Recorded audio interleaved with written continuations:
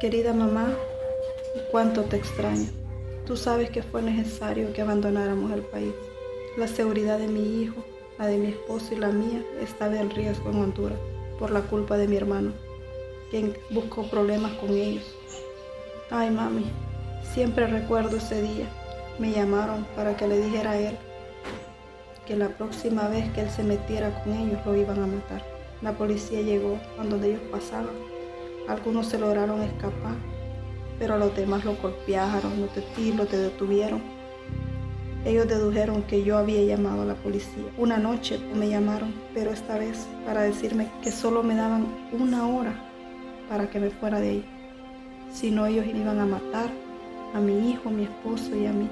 E inmediatamente salimos huyendo en medio de la noche, abandonándolo todo. Nos movimos varias veces internamente en el país buscando un lugar seguro para vivir. Siempre el miedo, la inseguridad no nos permitía tener paz, por lo que decidimos dejar el país y venir a Belice a buscar refugio. Pero de igual forma hemos encontrado tranquilidad para vivir. Personas, organizaciones de buen corazón que nos han apoyado. Ya mi hijo está en la escuela. Quiero que tú estés tranquila, mami. Con amor, desde Centroamérica.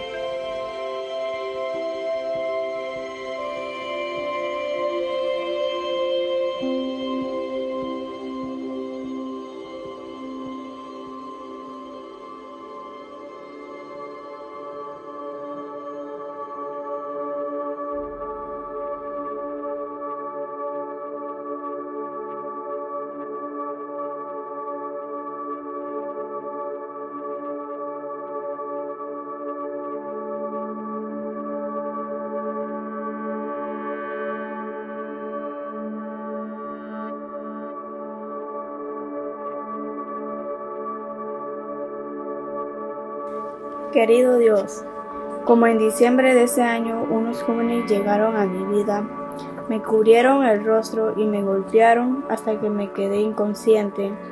Le pregunté a uno de los jóvenes qué era lo que estaba pasando y me respondió que le agradeciera a mi hermano porque estaba ahí. Ese día fue un infierno para mí. Me tocaron y me violaron, no sentía en mi cuerpo del dolor que tenía. Luego me enteré por qué me pasó eso.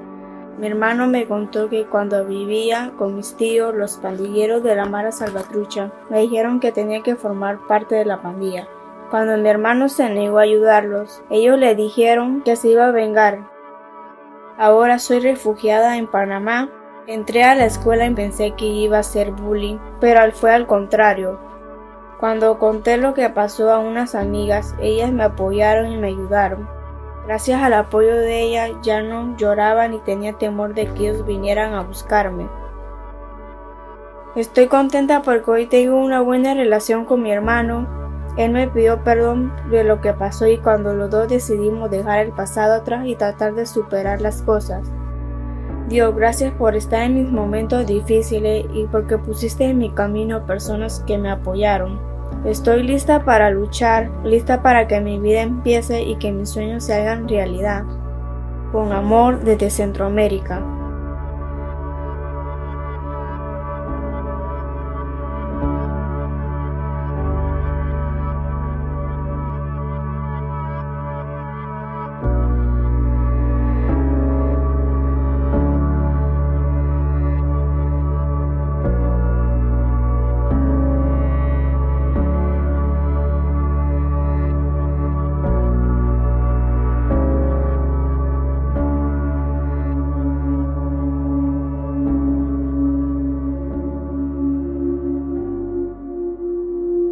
Queridos amigos, para nosotros los jóvenes, vivir en El Salvador puede ser peligroso.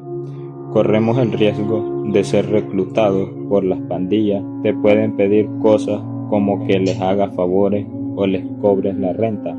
Si decís que no, te pueden amenazar o lastimar a tu familia. Tenía 17 años cuando me fui, huyendo de esas amenazas. No fue nada fácil. Tuve que dejar todo atrás para salvar mi vida, pero quedarme tampoco era una opción. He escuchado de jóvenes que han llegado de otros lugares a mi colonia, huyendo de la violencia. Solo buscan un lugar seguro para vivir. Es difícil vivir así, con un constante miedo, pero ya decidí que quiero contribuir a mi comunidad. Ahora estamos trabajando con una organización para poder protegernos y evitar que la violencia siga empeorando. Nos estamos volviendo líderes de nuestras vidas. A pesar de los peligros, tengo a mi familia y una barbería que me ayudaron a abrir. Yo sé que no es fácil y el miedo a veces te puede paralizar. Somos jóvenes y es solo para decirles que también tenemos un futuro, que no podemos perder las esperanzas y que los sueños también podemos hacerlos realidad. Con amor desde Centroamérica.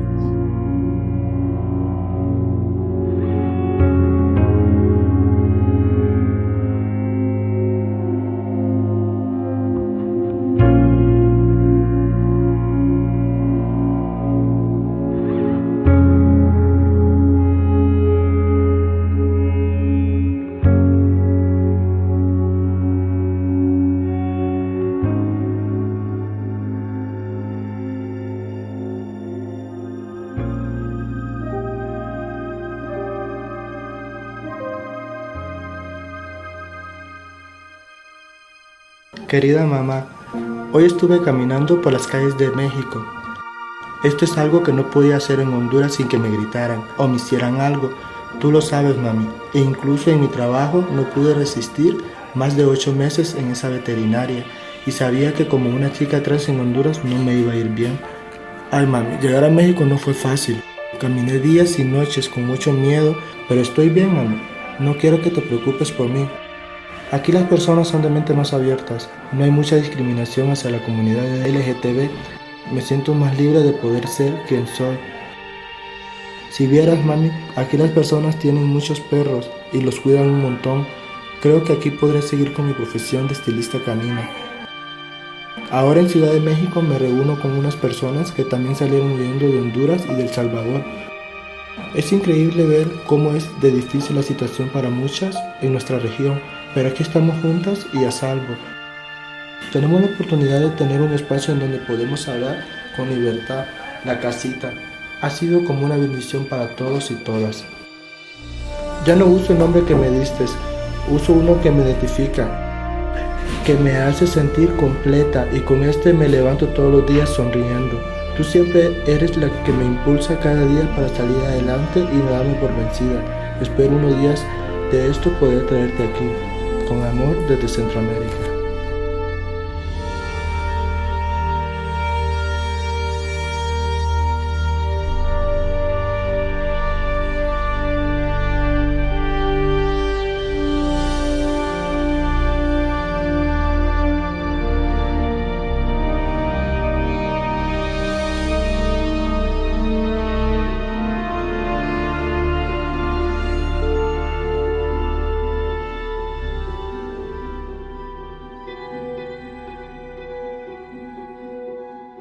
Querido Padre Celestial, han transcurrido 5 años desde que salí de Honduras, huí sin nada, renuncié a mi trabajo, familiares y mi perro Bruno, todo por salvar mi vida. Estaba viviendo una situación de extorsión. Yo pagué, pero solicitaron más y no podía. Y un día en la noche me estaban esperando. Yo era contador y querían saber cuánto dinero tenían mis clientes. Yo pensé que iba a morir. Yo te decía, yo quiero estar contigo. Ellos se descuidaron y me pude escapar descalzo por las calles. Solo recuerdo estar sentado en aquella silla del avión con lágrimas en mis mejillas. Al único que tenía a mi lado era a ti, Dios. ¿Qué iba a hacer? ¿Cómo me adaptaría a una cultura tan diferente? Al llegar y al estar más cerca de ti encontré un lugar perfecto. Me diste el mejor regalo de cumpleaños cuando recibí la llamada del abogado diciéndome que me otorgaron el asilo. En la actualidad trabajo como contador en una empresa grande. Siento que estoy recuperando lo que me arrebataron en mi país. Ahora tengo mi nuevo perro. Toby y sobre todo esperanza para vivir aquí en los Estados Unidos. Me siento seguro de pasear a Toby por las calles. Gracias a Dios por sacarme de aquella pesadilla y aliviar mi corazón con amor desde Centroamérica.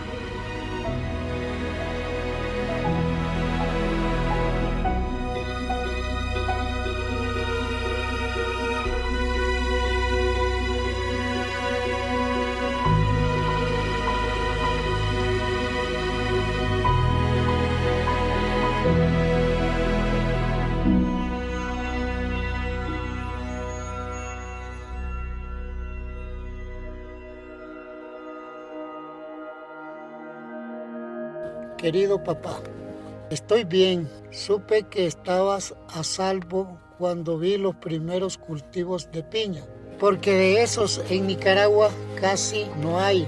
Confirmé que ya había llegado al otro lado. Luego de mi secuestro, tuve que huir de Nicaragua. En mi primera noche en San José, llegué al Parque La Merced, como la mayoría de nosotros. Estaba solo. Y no te puedo negar que fueron días difíciles, pero estoy bien. Y hoy ya tengo a mi lado a tu nuera, tus 2 nietas y tu bisnieto. Por el momento tenemos algunos problemas económicos, pero estamos juntos. Papá, como lo imaginamos, en Costa Rica he podido ver una democracia fuerte. En este país nos han recibido y nos han apoyado. Me hacen falta las tardes cuando nos preparabas esa deliciosa sopa de res que aquí llaman olla de carne. Mi plan siempre fue traerte acá. Recibimos la llamada, fue muy duro, pensé en devolverme, pero sabía que si ponía un pie allá me iban a matar. Tu muerte ha sido lo más difícil durante mi estadía aquí en Costa Rica. Papá, espero que estés muy bien allá en el cielo y te pido que no te preocupes por nosotros. Con amor, desde Centroamérica.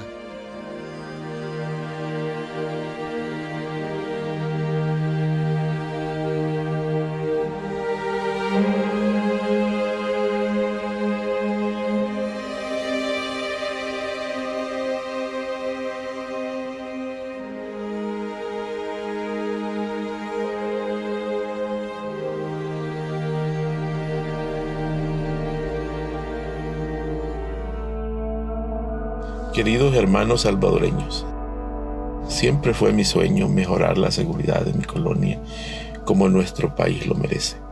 Pero este fue un sueño que nunca pude realidad. En cuanto las pandillas se enteraron que buscábamos hacer de nuestros hogares lugares más seguros, empezaron a asesinar a mi familia, mis 3 primeros hijos, mis sobrinos, mi hermano. Cómo los extraño y siento que les hayan hecho daño. Saben, siempre he creído en la justicia. Por eso puse la denuncia cuando asesinaron a mi primer hijo, pero de 30 años de condena solo cumplirán 15. Por esto me tuve que venir a Guatemala, con miedo, pero con una maleta llena de ilusiones y esperanza. Aquí me abrieron las puertas, me reconocieron como refugiado. No les voy a mentir, la situación es difícil. Conseguir un trabajo con documentación de refugiado no es fácil. Y a mi edad me ha costado ubicarme en un empleo con ingresos fijos. Y le sigo haciendo frente a la vida y a seguir adelante a pesar de las vicisitudes adversas en Guatemala. Todos los días extraño a mi familia, a mis vecinos, a mi querido El Salvador, a la gente, esperando que algún día podamos vivir sin miedos, que yo no tenga que escapar de la muerte o que regresar a la casa no signifique darme por muerto. Con amor desde Centroamérica.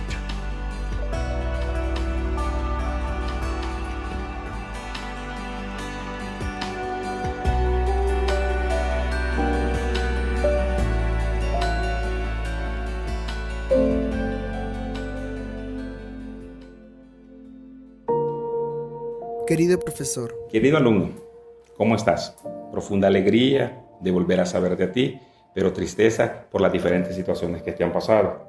Como usted sabe, Aquí es fuerte la problemática que existe entre maras y pandillas. En el transcurso de mi vida tuve muchas complicaciones.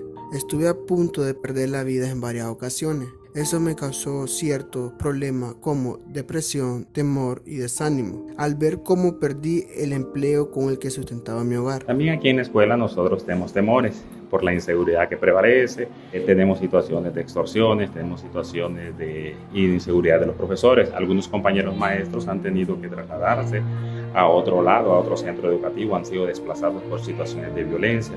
Pero eso no me detuvo. Hoy estoy dispuesto a cumplir mi meta. ¿Se acuerda, profesor, que yo era El tremendo de la clase? Usted siempre creyó en mí, que podía superar cualquier obstáculo. Correcto, siempre creí en ti y al conocer lo que está pasando, siento alegría por tus metas cumplidas. Algunos maestros se han tenido que ir por la inseguridad, pero hoy estamos trabajando en la prevención y confío en Dios que superes tus temores y que poco a poco alcances todas tus metas. Pues quería decirle muchas gracias a usted por el apoyo y los muchos consejos que me brindó. Hoy me siento con más fortaleza para no quedarme escondido.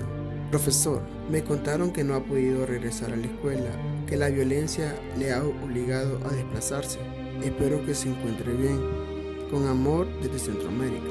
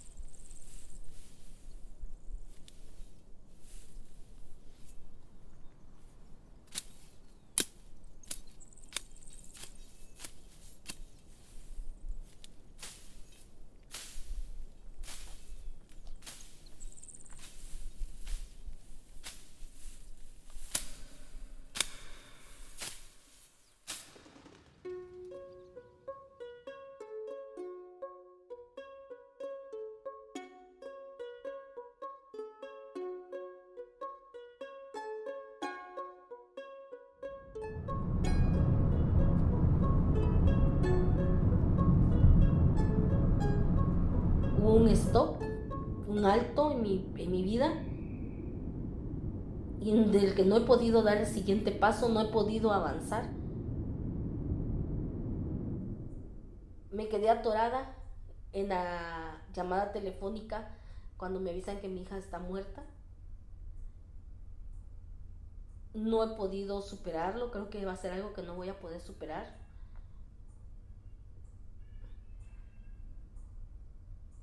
A las 5 de la tarde, que era la hora que yo le llamaba, para mí, de todos los días, es la hora más dolorosa que pueda existir, porque ya no tengo a quién amarle. Ya no tengo a quién decirle cómo te fue.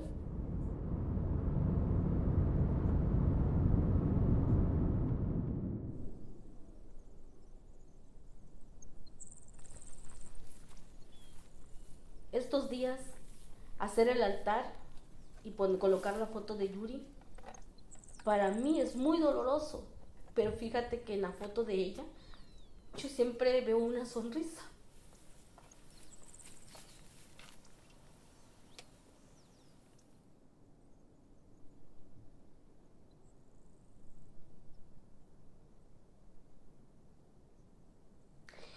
Porque cuando ella ya había conseguido una carrera, cuando ella ya tenía una visión, tenía un proyecto por realizar, ¿por qué se le cortaron las alas? Por el hecho de ya estar acá y no estar acá, no está considerado como feminicidio. Por eso. Porque feminicidio es en la vía pública expuesta, o sea, debió haber estado a la mitad de la carretera o acá. Pero él tuvo la amabilidad, ¿verdad? Porque si hubiera estado tal vez acá a la mitad, hubiera pasado carro o algo, que es muy silencia esta zona. Entonces ellos la jalan y la dejan acá. A ella la encontraron acá. Él es Milton. Carlos Caso Covaxi. Él es el testigo que relata cómo mataron a Yuri.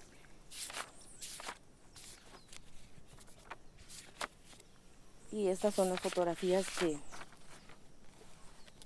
que se presentan en este lugar cuando encontraron el cadáver, donde está ella dentro del matorral y está embolsada. Estamos hablando que acá estaban entre 11:30 de la noche a 12:40 de la noche, estaban en este rumbo.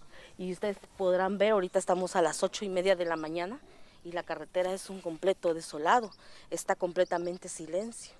Una mujer a esa hora y 2 hombres que se decían ser sus amigos, en este lugar, pues había menos probabilidades de que tuviera ella la opción de pedir ayuda, un auxilio, al no existir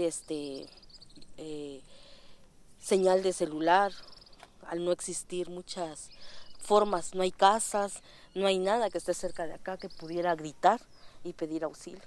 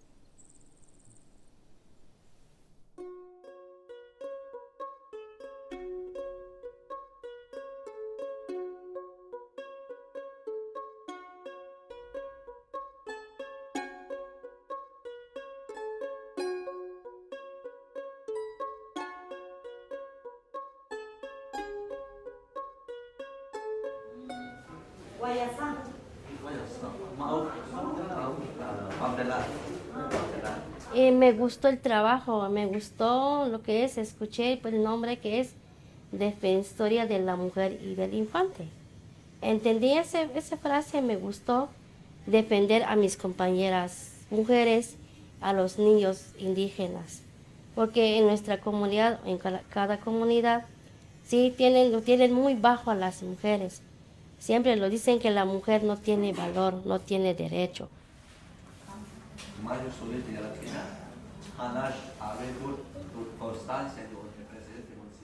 Cada caso, cada problema, cada regaño que nos hace a los hombres, siempre que llega, así hablan las mujeres, que llega en el corazón.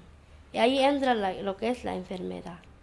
Cada vez que suspire la mujer, está recordando su problema, todo lo que ha pasado.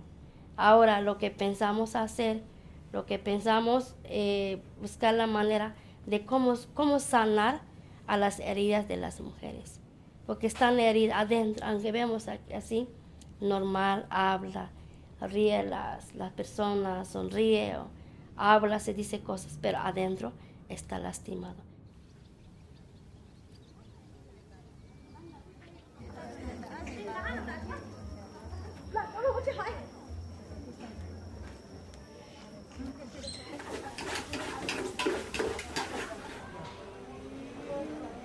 Mataron a una niña, no sabemos cuál es, por qué lo mataron, por qué lo violaron, no sé, pero sí están sucediendo mucho en Bachajón, tanto aquí por los mismos autoridades que a veces contratan gente, lo mandan a matar a las mujeres. Una niña ya tiene 10, 11, 12 años, ya se va con marido. O si no, se van a trabajar en otro lado. El estudio lo dejan abandonado.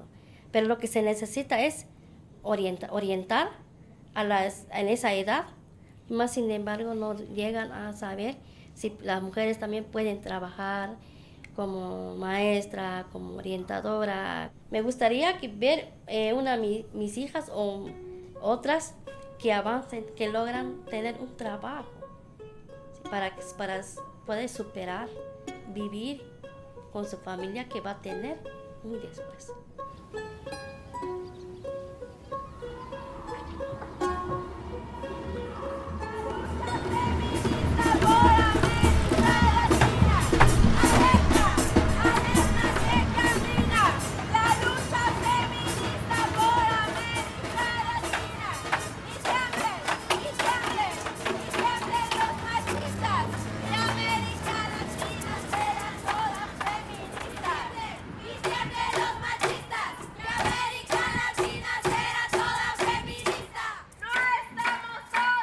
Tuve una crisis laboral, emocional, física, de salud, económica, y bueno, a raíz como de toda esa crisis me cayó el 20 de que algo estaba mal en este sistema.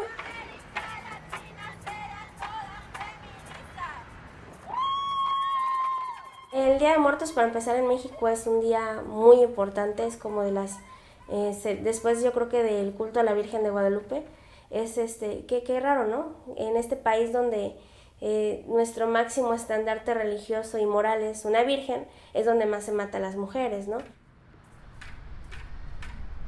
Y además de que se recuerda a las personas, digamos, que han fallecido de manera normal, por así decirlo, entre comillas, también se recuerde pues a las víctimas de feminicidio, porque nada más, si a ti te matan, pues sales en el periódico, eres una estadística más, y ya, se te olvida, no se te hace justicia, se da carpetazo, tu agresor puede estar libre porque no hay sentencias realmente memorables para las víctimas de feminicidio.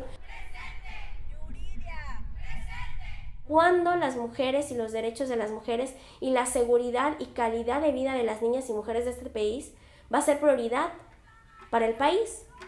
O sea, nosotras seguimos siendo ciudadanas de quinta en un país tercermundista y nuestros derechos parece que siempre pueden esperar porque nosotras siempre podemos esperar.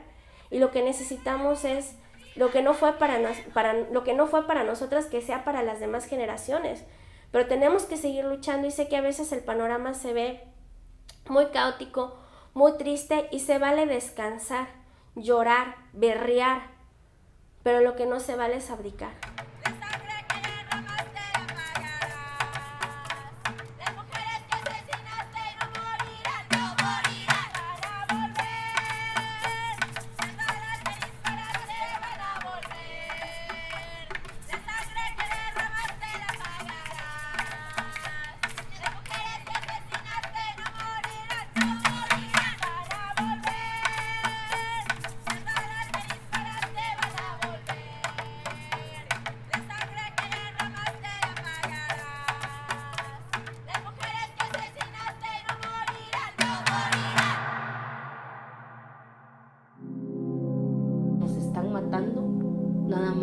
derecho de ser mujer.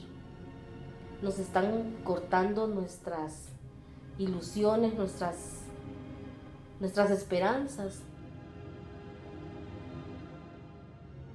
Un cambio desde la base, que es la sociedad, un cambio de pensamiento, de dejar de criar machitos y de dejar de criar damas indefensas, ¿no? O sea, tenemos que empezar a criar a las nuevas generaciones con otra perspectiva, con otro chip. Que se disminuya la violencia ante las mujeres. Esa violencia que nos reconoce como mujeres, que nos reconoce nuestro derecho, que también que nos dé trabajo, que nos respeten donde vamos a decir o a reclamar nuestras inquietudes, que nos tome en cuenta.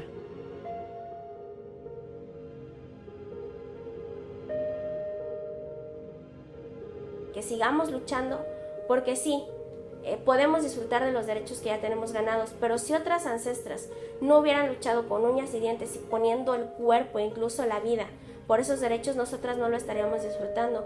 Es momento no solo de jugar a la casita y de jugar a la mujer empoderada y de creernos también esta idea que nos han vendido como de falso empoderamiento de es que tienes una carrera, tienes un trabajo, puedes tener la casa, ya te puedes realizar como mujer. No, es momento de sí tomar esos privilegios, sí utilizarlos, pero también de seguir luchando, tejer redes, hermanarnos, aliarnos para que este sistema y este país mejore. Tenemos que lograr la justicia porque no estamos pidiendo algo malo, estamos pidiendo algo algo justo, ¿no?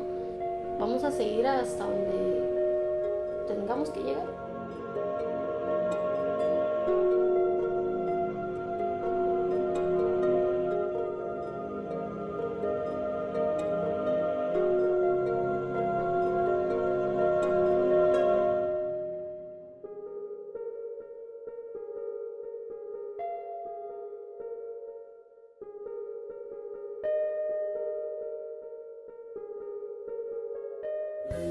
Esas flores que tú arrancas tenían vida, tenían sueños, había amor en sus familias, tenían brillo en su cabello. Esas flores que tú arrancas tenían luz en su mirada, un futuro de esperanza y ese aire que no alcanza. Quizás era su inocencia esparcida en su camino, o su forma de afrontar lo que el destino le dijo, o quizá nuestra cultura avalada en la costumbre de guardar cada secreto que cargaba ese hombre.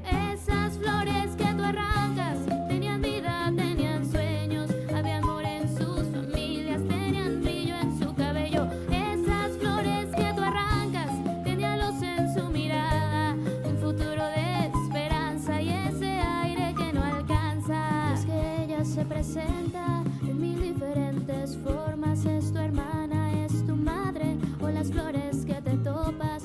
Puede ser una ingeniera, la estudiante, la mesera, pero todo eso no importa para quien no la respeta. Esas flores que tú arrancas tenían vida, tenían sueños, había amor en sus familias, tenían brillo en su cabello.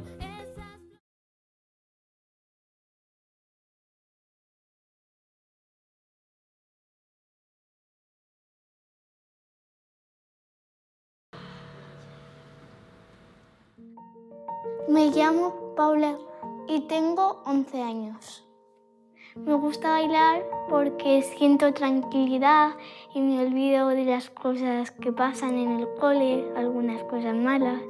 Me dicen palabrotas porque se creen que son mayorcitas. O sea, se quieren hacer las mayorcitas. Lo que más me gusta de una clase de ballet es que nos enseñe Esther y que hagamos por detrás, que a veces bailemos libre. Me llamo Vanessa y tengo 21 años. Me gusta bailar porque soy yo misma y lo que más me gusta de una clase de ballet son por detrás, porque mola. Me gusta actuar delante de mucho público. Cuando estoy bailando siento que estoy aprendiendo, que estoy con mis amigos. Lo que siento cuando estoy bailando son cosquillas en la tripa. Conocer a Tamar y Greg fue lo mejor que me había pasado en toda mi vida. Lo pasé muy guay. Aprendí a que, aunque tú seas discapacitado, puedes hacer cualquier cosa. Aunque mucha gente te diga, tú no puedes escribir, tú no puedes bailar, tú no puedes saltar o cualquier cosa, tú lo tienes que hacer porque te gusta, por hacerte feliz a ti mismo. Lo demás no importa. Cuando vi a Greg sentí fascinación y le cogí un poco de cariño. Bueno, bastante. Hombre, bastante. Era un chico guapo y natural, que lo veías mayor y claro, te impactó porque tiene lo mismo que nosotras y te impacta. Las personas que están como nosotras o con cualquier cosa, que luchen, que les queda mucha vida por delante.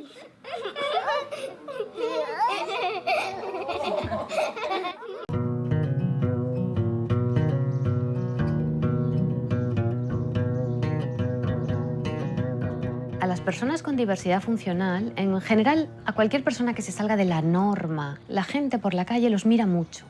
Y esa mirada a veces puede ser muy dolorosa, puede ser muy intrusiva, muy poco respetuosa.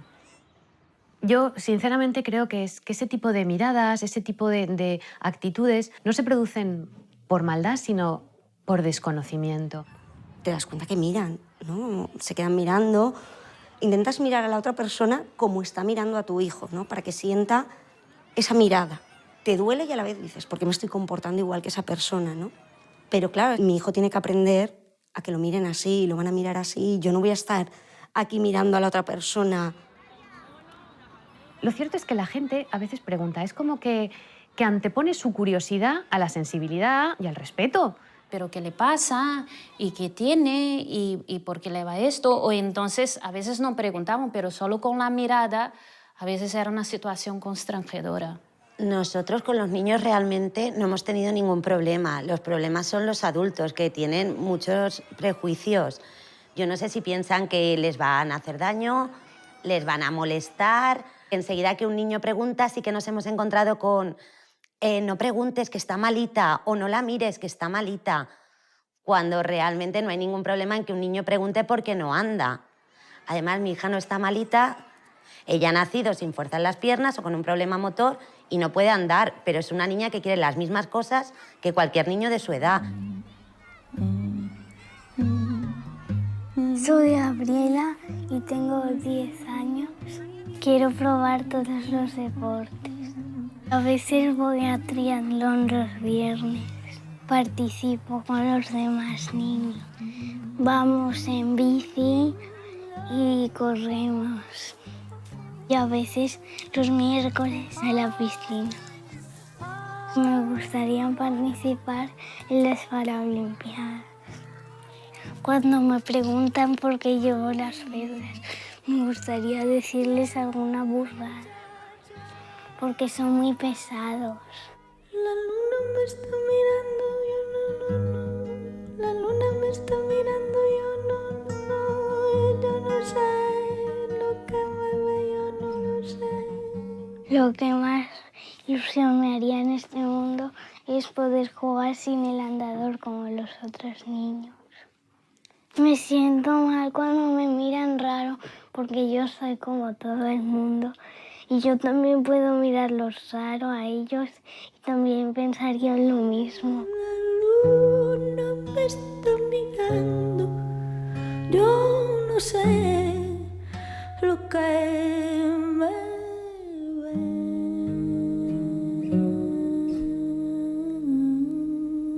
Yo tengo la ropa limpia, yo tengo la ropa limpia y ayer tarde la lavé.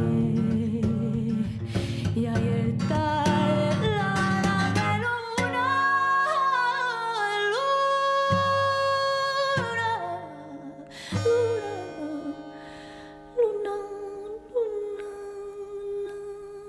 Para niños que están a menudo sometidos a miradas incómodas, a miradas intrusivas, ese momento de salir al escenario y de enfrentarse a esa mirada espectacular que es el patio de butacas en un teatro, tiene hasta cierto punto una importancia simbólica, porque es un momento de inclusión.